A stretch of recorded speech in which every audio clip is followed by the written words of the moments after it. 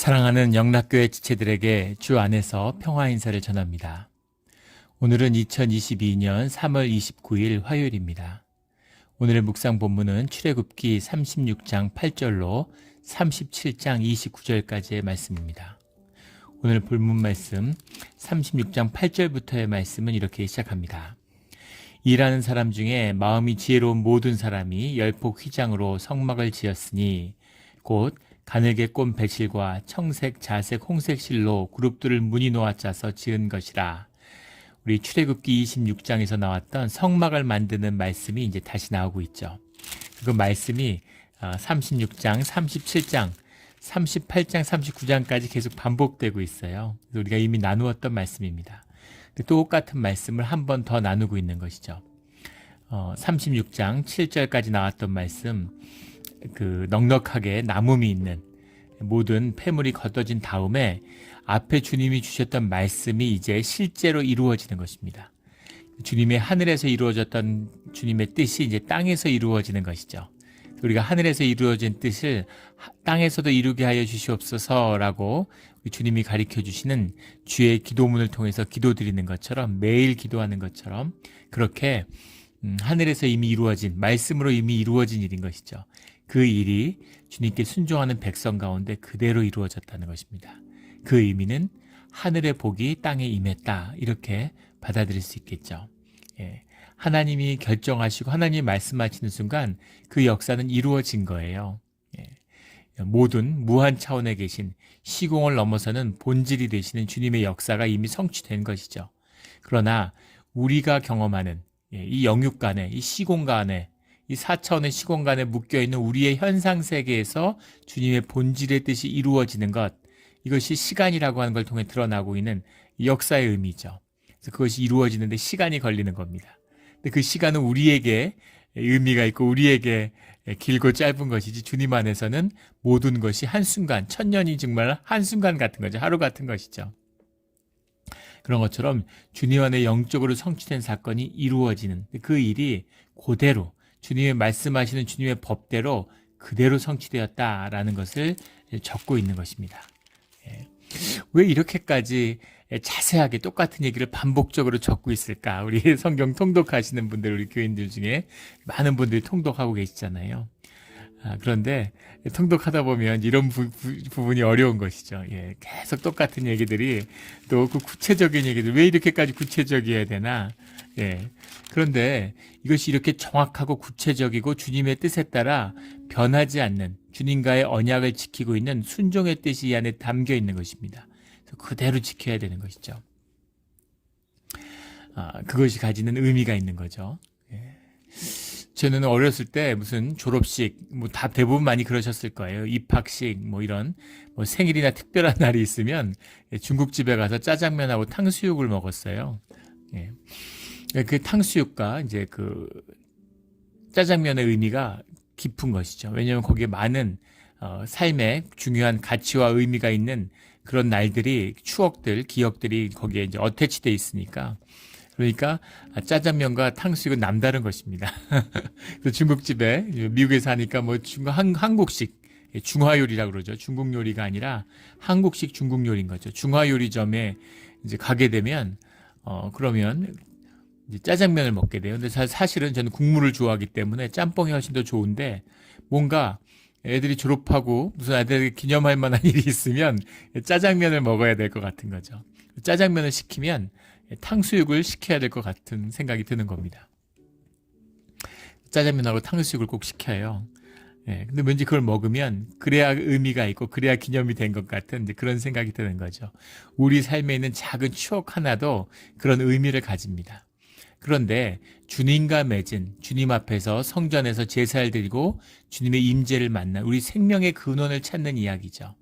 그래서 그것이 주님과 함께하는 그 시간의 기억들, 그 의미들이 소중하게 간직하고 지켜져야 되는 것. 그건 변하면 안 되고 변질되면 안 되는 본질적인 것이죠. 현상의 것은 다 변해요. 그 현상의 것은 계속 변하고 또 변하고 영원한 것이 없는 것입니다. 그러나 주님의 영원한, 변치 않는 주님의 임재의 그 본질적인 영원성, 그것을 우리가 기억하기 위해서 이 현상의 것을 변치 않는 것으로 고정시키는 것이죠. 그 대표적인 상징물이 금입니다. 금의 의미는 금은 썩지 않죠. 금은 변하지 않습니다. 금은 변질되지 않죠. 이것이 금으로 상징되는 주님의 존귀한 불변성의 비밀인 거죠. 그 금으로 모든 것을 이렇게 입히고 주님의 임재를 지키고자 하는, 그것을 그대로 말씀한 대로 지키고자 하는 그 의미가 이 안에 들어있는 것이에요. 이런 삶의 변치 않는 중요한 가치들을 꼭 지키며 소중하게 간직하며 살아가는 우리 모두가 되기를 주의 이름으로 축원합니다. 이것이 주님이 주시는 성전의 의미죠. 주님을 그곳에서 만나니까, 그것이 지켜져야 주님이 우리와 함께 하시니까 우리가 그걸 지켜야 되는 거죠. 8절에 나오는, 우리 이미 앞에서 다 나누었던, 출애굽기 26장에서 나누었던 말씀이지만, 모든 사람이 열폭 휘장으로 성막을 지었으니, 휘장이라는 게 예리오트라는 말이죠. 야라라는 말에서 왔는데, 영어로 하면 커튼이에요. 근데 그것이 이제 지금 나오는 첫 휘장, 이 휘장에 대한 얘기, 휘장이라는 것이 이제 문을 가리는 그것도 휘장이라고 그러고, 이 성막을 둘러싸는 것도 휘장이라고 하니까 이제 본문을 읽다 보면 좀 헷갈립니다. 예전에는 개역 한글에서는 앙장이다 이렇게 해서 그랬었는데, 근데 뭐 앙장이라고는 휘장으로 하던 이 예리오테라는 말이 영어로 하면 커튼이에요. 천으로 이렇게 위도 둘러싸고 옆도 둘러싸고 텐트인 거죠. 둘러싸져 있는데, 그래서 성막을 덮고 덮는 이제 그런 구조로 이루어졌다라는 것을 우리가 이미 나눈 바가 있습니다. 가늘게 꼰 배실과 청색, 자색, 홍색 실로 그룹들을 무늬 놓아 짜서 첫 번째 휘장을 덮는 것이죠. 배실이라고 하는 것, 그 흰색 배실이라는 것은 뭐 동서고금을 막론하고 순결을 상징하죠. 이 배실로 이 기본적인 이런 제사장의 옷을 짓는 것도 순결성을 의미하기 때문입니다. 성결함을 의미하는 거죠. 청색이라는 건 이제 하늘색인데, 하늘이라고 하는 것은 이제 하나님을 상징하는 거죠. 하나님의 표상이에요. 하늘로부터 비롯됐다, 하늘로부터 받았다, 땅에 속했다, 뭐 이런 표현들이 대비되는 것은, 하늘로부터라는 게 꼭 우리의 지금 눈으로 보는 스카이가 아니라 하늘이라는 말로 표상되는, 하늘이라는 의미로 상징되는 그런 초월성을 의미하는 거죠. 우주선을 타고 뭐 하늘 밖으로 나가서 우주로 가는 세상이잖아요. 근데 우리가 아직도 하늘이라는 표현을 쓰죠. 3층 천에 내가 갔다 왔다라고 하는 바울의 표현처럼 우리가 보는 물리적인 공간을 뚫었다는 얘기가 아니죠. 그런 보이지 않는 세계, 초월적인 세계, 그 세계, 하나님으로 상징되는 우리의 현상을 벗어난 그런 세계를 상징하는 것이 이 하늘색, 청색이죠. 자색이라고 하는 것은 이제 권위를 상징하는 왕의 색이죠. 우리 로마의 황제도 처음에는 황제만, 나중에는 이제 로마의 뭐 군단장들도 이런 걸 했지만 자색 망토를 입죠. 왕의 옷이 자색이에요. 그 자색이라는 건 이제 권위를 상징하는 거죠. 왕의 색깔입니다. 그리고 홍색이라고 하는 것은 이제 피 색깔이죠. 피 색깔이라는 것은 생명을 상징하는 거죠. 생명을 대속하는, 피로 덮는 홍색, 그 네 가지 실로 그룹들을 무늬 놓아 짜서 지은 것이라. 천을 네 가지 실로 짜는데 거기에 그룹을 새겼다는 겁니다. 근데 지어진 천 위에다가 그룹을 짜서 넣는 것이 아니라 카페트를 차는 것처럼 짜가는 과정 가운데 그 속에 그룹이 들어가 있는 거죠. 정확히 표현이 된지 모르겠는데, 우리 뭐 티셔츠 위에다가 뭐 새기잖아요. 이름 같은 거. 그렇게 하는 방식이 아니라 천을 짤 때 그 자체에 그 무늬가 천으로 들어가 있다는 겁니다. 모자이크가 딱 돼가지고 그렇게 카페트 짜듯이 짜졌다는 거죠. 굉장한 난이도였다는 것을 상상할 수 있겠죠. 얼마나 정성을 들이고 계획을 세워서 잘 짰어야 되는지를 상상할 수 있겠습니다. 그 열폭 휘장이에요. 길이가 우리 그 성전의 크기를 이제 여기 그 성경에 기록된 대로 이렇게 재보면 지금의 한 축구장 반보다 약간 큰 크기입니다. 한 1에이커 정도면 딱 맞는 크기일 것 같아요. 미국에서 쓰는 1에이커, 우리로 하면 한 1200평 정도 되죠. 그 정도 크기입니다. 상당한 크기예요. 그 크기의 성전을 짓고 그 안에 성막을 덮는 무슨 45.6m 뭐 이런 엄청난 크기, 거기에 쓰이는 천이니까 상당한 크기인데, 이것을 짜는 것, 이것은 굉장한 정성이 들어갔다라는 걸 볼 수 있겠죠. 그룹들을 짜는 이유는, 그룹이라는 것은 늘 주님을 섬기는, 주님 주변에 있는 천사라고 이제 우리가 그룹을 보는데 천사들이죠. 근데 그것은 이제 그룹들이 있는 것은 주님의 임재를 상징하는 겁니다. 하나님이 계시는 곳에 그 그룹이 함께 있는, 우리가 그룹을 보는 거죠. 그것으로 주님의 임재, 주님의 보이지 않는 주님의 임재를 이 그룹들을 통해서 만나게 되는 거죠. 주님의 임재의 상징이 그룹입니다. 그룹이 있는 곳에는 주님이 그 위에 함께 하신다, 임재가 함께하고 있다라는 걸 상징하고 있는데, 그것을 짜서 천을 하나 덮었다라는 의미입니다. 그 폭의 길이 28규빗, 너비가 4규빗, 그러니까 상당한 크기죠. 이것을 정성스럽게 짰는데, 우리 출애굽기 26장을 할 때도 이제 나누었던 말씀이지만, 신기한 것은 그렇게 정성스럽게 짠 것을 이제 덮는 겁니다. 거기에 이제 그 골을 달아서 이제 이 끈을 연결하죠. 첫 번째 휘장에는 이제 금으로 된 고리를 연결하고, 두 번째부터는 노수로 된 갈고리. 금이라는 것은 주님의 임재와 영광을 상징한다면, 노시라는 것은 구원과 능력을 상징한다라는 걸 나누었습니다. 물론 아주 그 현상의 눈, 현실적으로 눈을 보면 금고리는 안에서 보이는 것이니까 그 미관을 뭐 생각했다 이런 식의 해석도 있고, 두 번째, 세 번째 단위 노갈고리는 이제 보이지 않죠. 그 뒤에 있는 거기 때문에 감춰진 것이니까. 그래서 보이지 않는 것은 노수로 했다 뭐 이렇게 얘기하는데, 그런 현실적인 이유, 주님이 말씀하신 거니까 물론 주님이 그걸 고려해 주셨는지도 모르겠지만 그런 의미하고는 좀 다른 것이겠죠.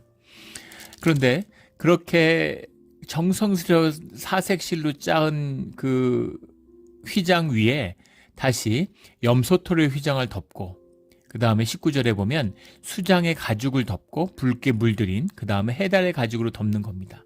4겹으로 성막이 덮여 있다는 걸 알 수 있죠. 참 반대예요. 그렇게 정성스러운, 참 의문이죠. 왜 이렇게 정성스럽게 사색실을 정성스럽게 그룹을 새겼는데, 그걸 염소털, 양털, 해달과 가죽으로 덮을 거면 뭐하러 그렇게 정성스럽게 그냥 천으로 대충 짜서 덮어도 될 텐데.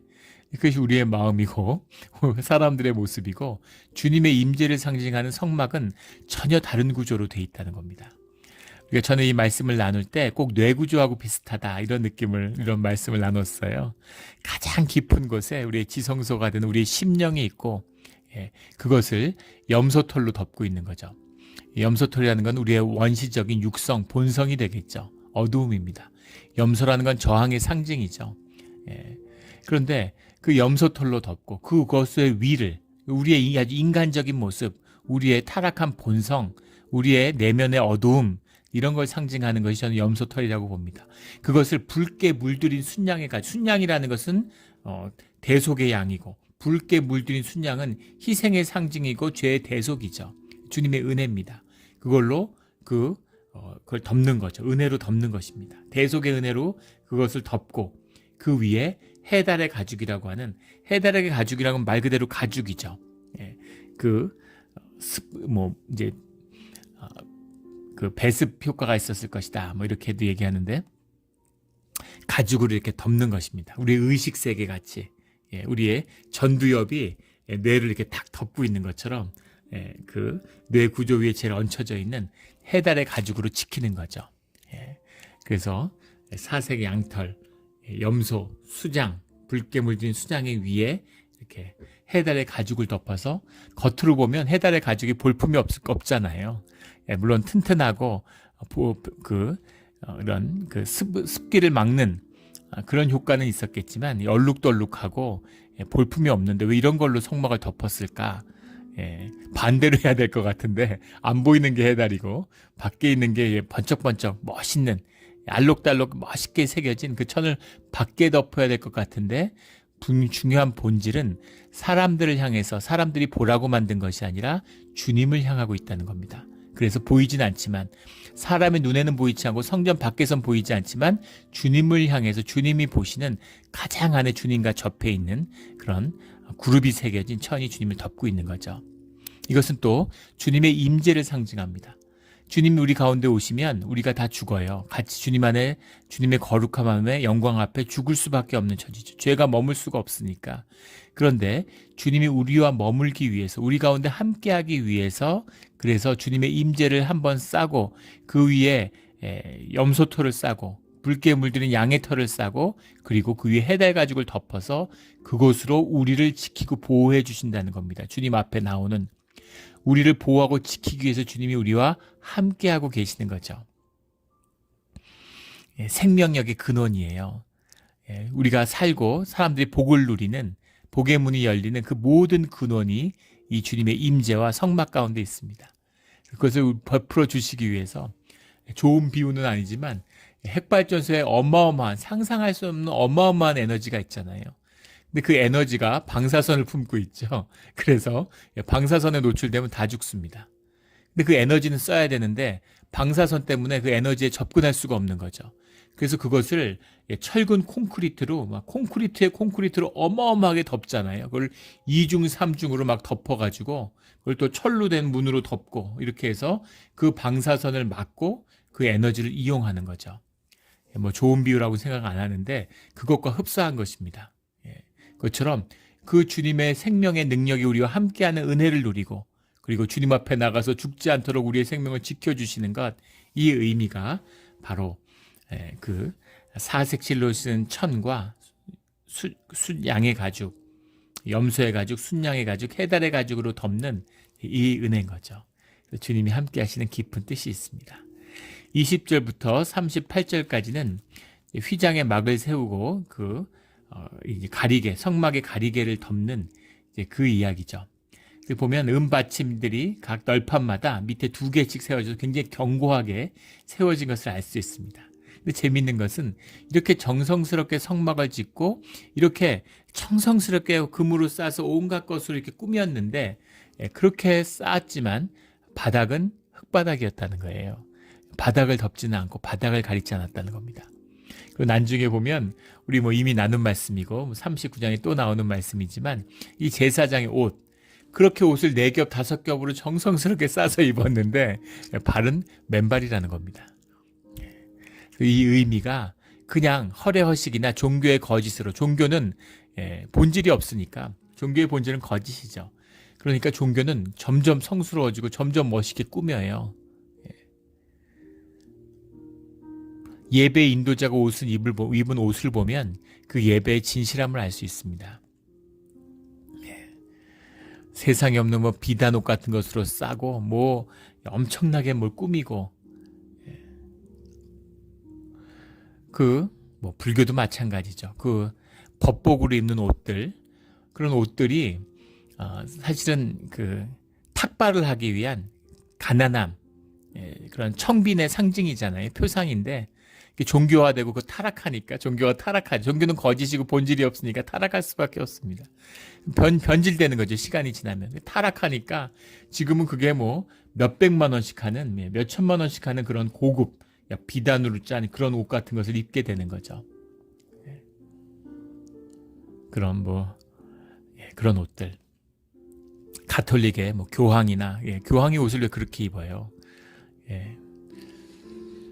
완전히 무슨 비단옷 같은 걸 입고 무슨 중세 황제같이 그럴 필요 없는 것이죠. 주님 앞에 배실로 짠 그런 옷을 입고 나가는 것입니다. 그렇게 주님이 앞에 나가는, 주님이 높임을 받으시지만 우리의 진실함으로 나가는, 그냥 꾸미기 위한 것이 아니었다는 얘기입니다. 꾸미기 위한, 물론 정성으로 옷을 입고 정성을 다해서 상징적인 보석들을 달죠. 그러나 그것은 주님을 향한 표상, 상징의 의미가 있는 것이지 주님 안에서 모든 것을 꾸미는, 인간을 꾸미고 제사장을 높이는 것이 아니라는 의미죠. 그런 의미에서 우리가 죄인으로 주님 앞에 맨발로 나가는 겁니다. 주님이 하시는 일이에요. 이 출애굽기의 말씀을 이렇게 읽다 보면 가장 처음에 이해가 안 됐던 건, 처음 읽었을 때 방향에 대한 것입니다. 그 동양의 모든 그 건축도 마찬가지고 그런 것들은 전부 다 남북을 가리키고 있죠. 물론 이제 풍수에 현실적으로 목조주택이니까 동양의 주택들은 햇볕을 많이 받아야 되니까 남향이 될 거고, 또 우리나라 같은 경우 특히 북에서 이제 찬바람이 불어오니까 산이 북쪽을 가리는 북망상천이라고 그러잖아요. 그래서 모든 이런 제사나 무슨 이런 것들은 북쪽에 둡니다. 도성도 마찬가지죠. 동문, 서문, 남문은 항상 열어두지만 북문은 잠궈둬요. 만약에 도성에 한양성에 질병이 돌거나 역병이 들어오거나 큰 재앙이 있으면 자연 가뭄이 들거나 이러면 북문을 여는 겁니다. 그래서 북방에서 이제 귀신을 영을 초청하는 것이죠. 예. 그렇게 해서 그걸 도성에 불러들여서 이제 병을 다스리게 되는 이것이 이제 동양적인 제사의 상징이죠. 그래서 모든 건축은 이제 남북을 배산 임수라는 것도 결국은 산이 북쪽을 덮고 남쪽으로 물이 있어서 물이 잘 빠지고 햇볕을 잘 받기 위한 것이었을 것이다 라는 건 현실적인 이유고, 남과 북이라고 하는 것은 이제 북쪽이라는 것이 우리가 죽어서 가는 모든 영의 고향이 북이라고 여겼기 때문인 거죠. 그런데 서양의 그런 종교 건축들을 보면 신전들, 그리스의 신전 이런 걸 보면 다 동서로 돼 있습니다. 동쪽에 있어요, 신전이. 왜냐하면 사람들이 동쪽을 향해 경배해야 되기 때문인데, 신들의 신, 모든 경배와 우상숭배의 시작이 태양신에서 시작되기 때문이죠. 애굽에서 시작된, 메소포타미아에서 시작된 태양숭배, 태양이 생명의 근원으로 여겨지고 우리의 사실 모든 생명의 근원이 사실 태양이죠. 태양 에너지를 이용해서 사람들이 모든 생명이 살아가고 있잖아요. 그러니까 태양을 생명의 근원으로 여기는 것은 다 자연스러운 인간의 종교적 심성의 발로였을 것입니다. 동쪽을 섬기고 있는 거죠. 그래서 신전이 다 동쪽에 있어요. 왜냐하면 동쪽을 바라봐야 되니까. 그런데 이 여호와의 성막, 이 성막은 서쪽에 있다는 겁니다. 제가 아는 한에서는 서쪽을 향해서 제사를 드리는 건 여호와의 성전밖에 없지 않나, 성막밖에 없지 않나 싶은데, 왜 서쪽으로 주님은 머무셨을까? 그 뜻을 처음에는 굉장히 기이하게 보였습니다. 근데 그 뜻이 에스겔서 이제 8장 16절에 보면 그 의미가 나오죠. 주님이 왜, 에스겔의 그 정말 애통한 질문이잖아요. 주님의 도성 예루살렘이 왜 망했습니까? 주님의 백성, 이 이스라엘의 백성이 왜 노예가 돼야 됩니까? 라는 그 질문. 예루살렘이 망한 이유가 뭔지 도저히 있을 수 없는, 상상할 수 없는 일이죠. 주님이 예루살렘을 버리신 뜻이 무엇인지를 주님이 에스겔의 환상을 통해 보여주시는데, 8장 16절에 가면 25명의 그 제사장, 24 제사장과 대제사장 1명이죠. 25인이 동쪽을 향해 서 있는 그런 모습이 나타납니다. 주님과 에스겔이 북문을 통해서 들어오죠. 북쪽에서 들어올 때 보통 북문으로 들어오는데, 이건 동양하고 통하죠. 모든 신들은 북에서 내려오는데 북쪽의 문에 들어오니까 거기서 여인들이 단무스를, 그런 이방 신을 위해서 애통해하는, 울고 있는 여인들을 보고 25 제사장과 24 제사장과 대제사장 25인이 동쪽을 향해 서 있는 거예요. 근데 성전의 제사를 주관하는데 등을 서쪽으로 돌리고 얼굴을 동쪽으로 향하고 있는 그 모습을 보고 에스겔이 깨닫게 되죠. 우리가 제사를 드린다고 여호와의 성전에 나와 있지만 그 얼굴은 동쪽을 향하는, 태양신을 숭배하는, 태양신으로 표상되는 사실은 이방 제사, 우상 숭배를 하고 있었구나 라는 것을 이제 보게 되는 거죠. 제사를 안 드리는 게 아니에요. 성경에 기록된 대로 다 분향을 하고 똑같이 다 하고 있습니다. 근데 그 마음이, 자원하는 심령과 그 진실함이 주님을 향해야 되는데 서쪽을 향해 있는데 동쪽을 향해 있는 거죠. 주님께 오면 은혜가 있고 주님이 은혜를 베풀어 주세요. 땅의 은혜를 베풀어 주십니다. 그러나 우리의 은혜가 사모하는 것은 하늘의 은혜죠. 하늘의 은혜라는 것은 주님의 임재가 우리와 함께하는 것입니다. 주님이 원하시는 거죠. 그것이 우리의 중심이 되어야 되는 거죠. 사순절이 돼서 많은 성도님들이 새벽에 와서 기도하고 계세요. 참 보면 가슴에 감동이 있고 하나님께 얼마나 감사한지 모릅니다. 기도를 하고 주님을 찾아온다는 것, 이른 새벽에 아버지의 집을 찾는다는 게 얼마나 귀한 것입니까? 그런데 우리의 얼굴은 주님을 향해 있지만 우리의 마음이 세상을 향해 있는 것이라면, 주님을 이용해서 우리가 돈 더 벌고 사업 성공하고 자식들 성공시키고 이런 것이 우리의 목표나 우리의 삶의 중심이라면, 그것은 에스겔서에서 나오는 25 제사장과 다를 것이 없는 것이죠. 그것이 세상을 향한 것이라면, 세상에서 물질을 얻는 것이라면, 세상에서 명예를 구하는 것이라면, 주님을 향한 것이 아니라 세상을 향한 것이라면 그것은 몸은 서쪽을 향하고 있지만 마음은 동쪽을 향하고 있는 거죠. 그것이 성전이 주시는 깨우치는 의미입니다. 세상과 구별되는, 세상 속에 있죠. 그러나 세상과 구별되는 것이죠. 우리 성도의 삶입니다. 세상 가운데 살아가죠. 세상을 끊고 세상과 절연하는 게 아니에요. 그러면 산속에서 수도원에서만 살아야 되겠죠.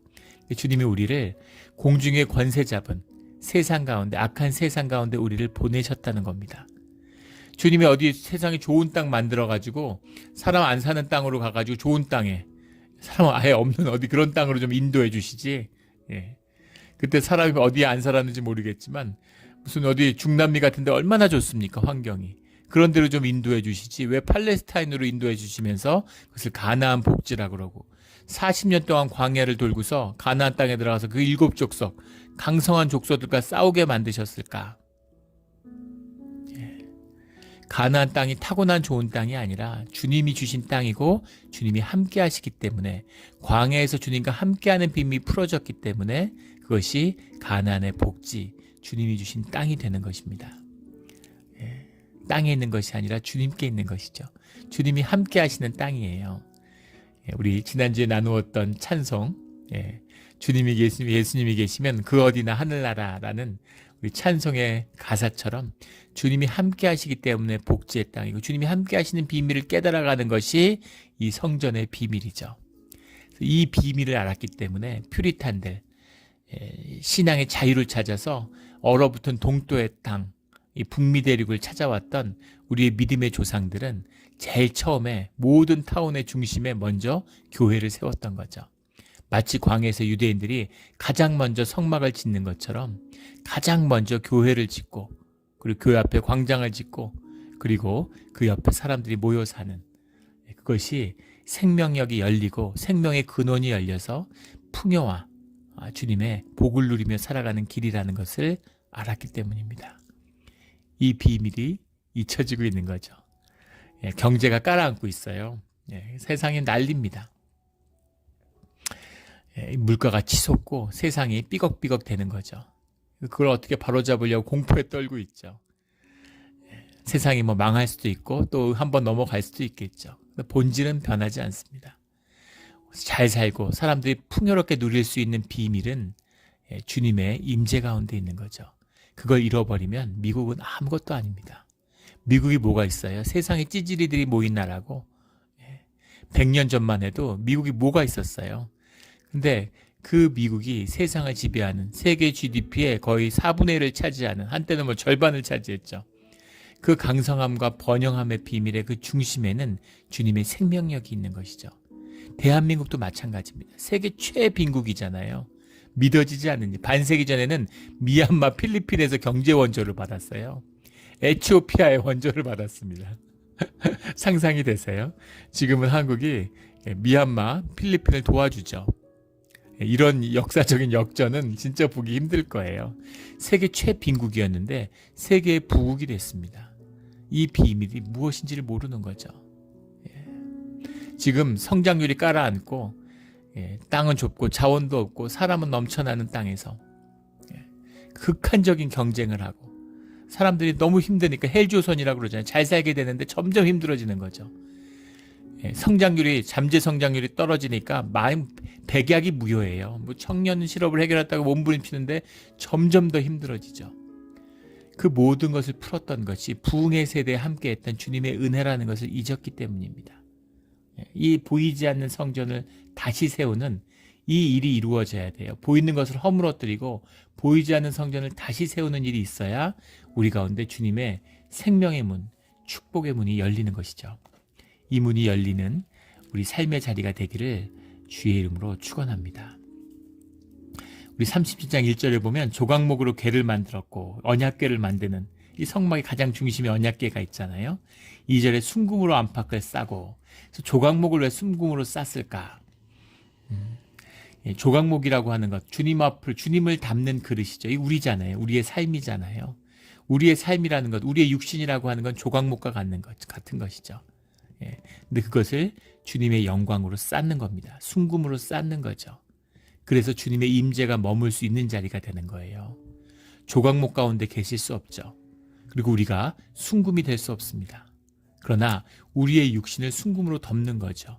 우리의 죄된 육신을 주님의 은혜의 보혈로 덮는 것이죠.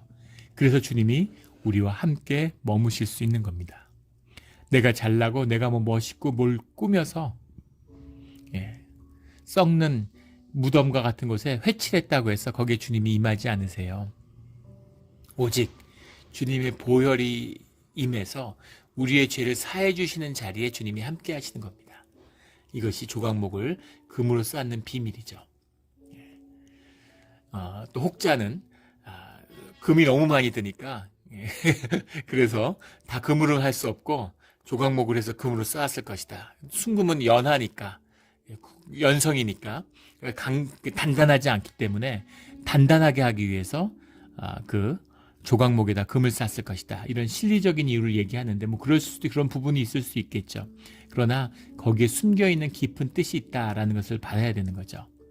꼭 금을 아끼려고 그런 것이라면 말이 안 되는 게 30장 24절에 가면 등잔대와 그 모든 기구는 순금 한 달란트로 만들었더라.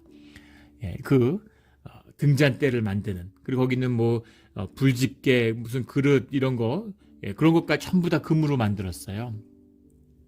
불똥 그릇 이런 거 순금으로 만들었는데 순금 한 달란트로 만들었더라 이렇게 되어 있습니다. 한 달란트면 34kg이에요. 어마어마한 것입니다. 금 34kg으로 접시 이런 것도 다 금으로 만드는데 주님의 이 법궤를 금을 아끼려고 조각목을 쓰고 이러진 않았겠죠. 금으로 만들려면 얼마든지 만들었을 겁니다. 그러나 그것을 주님의 임재를 담고 쌓는 그것의 의미가 분명히 있다고 봅니다. 보면은 그 궤는 조각목을 금으로 덮었지만 금으로 씌웠지만 그 뚜껑은 완전히 순금으로 만들었죠. 6절에 나오는 순금으로 속죄소를 만들었으니 속죄소다 이렇게 해서 바소자 장소를 듣면 속죄소를 말하 이렇게 썼지만 이 속죄소가 이제 법궤 뚜껑을 말하는 거죠. 카포렛이라는 말인데 카포렛이라는 말이 원형이 코페르라는 말입니다. 코페르라는 말이 영어 랜섬 같은 거죠. 영어 성경에 보면 propitiatory 이렇게 쓰고 있는데 예전 개역 한글에는 시은 자다 이렇게 해석을 했어요. 은혜 은자와 베푸시 자를 써서 은혜를 베푸는 자리다 이렇게 썼죠. 속죄의 의미와 같은 말이죠. 시은 자나 뭐 속죄소나 주님의 임재가 있는 것입니다. 주님이 법궤 안에 들어가 계시는 게 아니라 그 법궤 위에 있는 그 말씀을 받은 십계명을 간직하고 있는 그 법궤 위에 덮고 있는 그 뚜껑이죠. 그 뚜껑이 속죄소 카포렛의 그 위에 있는 그 카포렛에 실질에 보면 금으로 그룹들을 속죄소 양쪽에 쳐서 만들었으되 라고 되어 있죠. 그 의미는 이 뚜껑을 만든 다음에 거기다가 그룹의 조각을 갖다 붙여 고정시킨 게 아니라 그것을 만들면서 속죄소에 그 뚜껑을 만들면서 금을 두드려서 그 천사의 그룹의 형상을 그대로 만들었다는 한 몸체라는 거죠. 붙인 거다. 그 위에 고정시킨 게 아니라 그 뚜껑 그 자체와 한 몸체라는 겁니다. 왜 이렇게 하나 되게 만들까요? 뒤에 보면 등잔대도 마찬가지죠.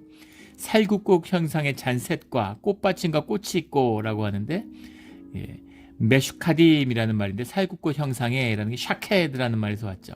아몬드입니다. 살구꽃이라고 하는 게 하얀 꽃.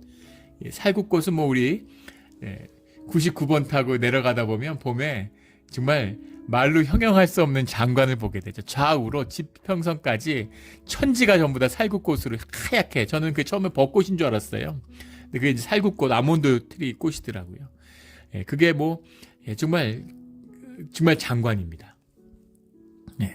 친구 목사님이 미국 UMC 교회에서 목회를 하시는데 그쪽에 있는 99번에 있는 동네에서 그 목회를 하셔가지고 한국 분이신데 그 교회에 한번 미국 교회죠. 이제 거기 갔는데 전부 다 거기 교인들이 다 그 아몬드 농사 짓는 분들이에요.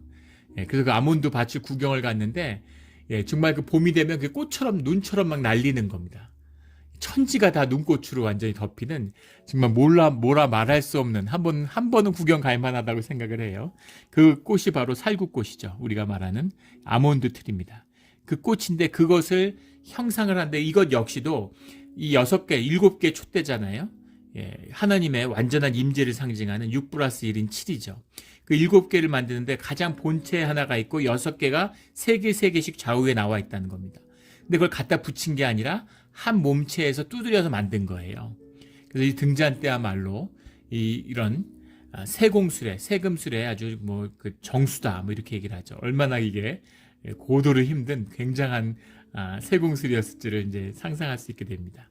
근데 왜 이렇게 이렇게까지 힘들게 만드나? 따로 하나 잘 만들어서 갖다가 두드려 붙이면 되는데 왜 하나에서 이렇게 연결해서 만들게 했을까?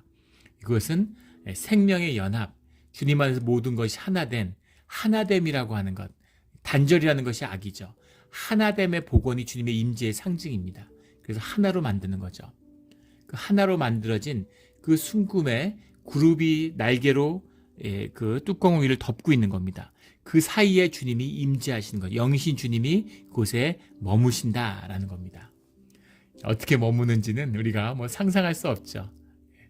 거기에 사람처럼 앉아 계시는지 구름처럼 머무르시는지 빽빽한 구름 가운데 계시니까 그것은 우리가 상상할 수 없는 것이지만 주님이 그 모든 표상, 그렇게 순금으로 만든 날개가 펼쳐져야지 주님이 오실 수 있다는 의미가 아니라 우리가 주님의 말씀을 그대로 순종해서 말씀으로 주님 앞에 나왔을 때 주님이 그 약속 가운데 우리와 함께 하시는 약속을 지키신다라는 그 의미죠. 그래서 우리가 늘 말씀을 기억하고 말씀 가운데 우리는 현상의 존재, 우리 육신은 현상에 있잖아요. 계속 변합니다. 하루도 어제의 몸과 우리의 몸은 완전히 다르죠. 우리가 계속 변해가는 것 속에서도 변치 않는 우리의 심령, 우리가 몸이 늙지 마음이 늙지 않잖아요.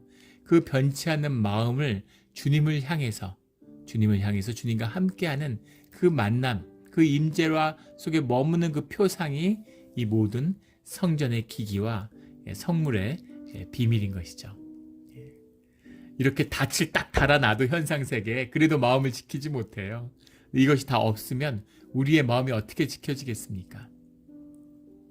그 마음을 지켜주시는 것이 십자가의 보혈의 은혜로 우리 가운데 머무시는 성령의 비밀이죠.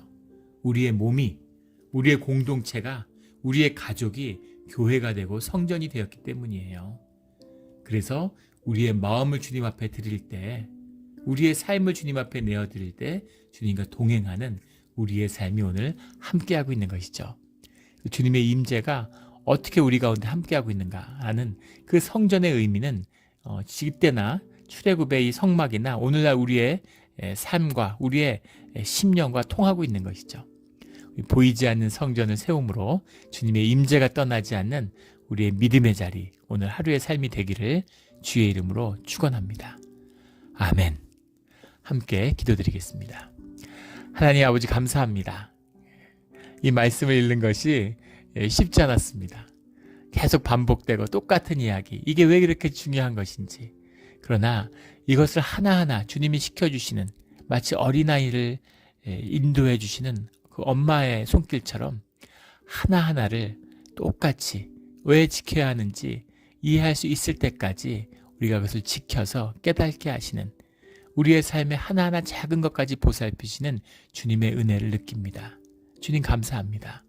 우리의 삶의 모든 것에 함께하여 주시고 주관하여 주시고 주님의 복된 길을 우리의 삶 가운데 열어주시옵소서. 이 중요한 비밀을 알기 위해 여기까지 왔습니다. 주님, 이 모든 진실을 결코 종교로 패하지 말고 이 길을 끝까지 가서 신앙의 비밀을, 하늘의 비밀을, 천국의 비밀을 살아서 누리는 우리의 신앙의 자리, 우리의 가족, 우리 몬트레 영락교회 공동체가 되게 하여 주시옵소서. 감사드리며 예수 그리스도의 이름으로 기도드렸습니다. 아멘.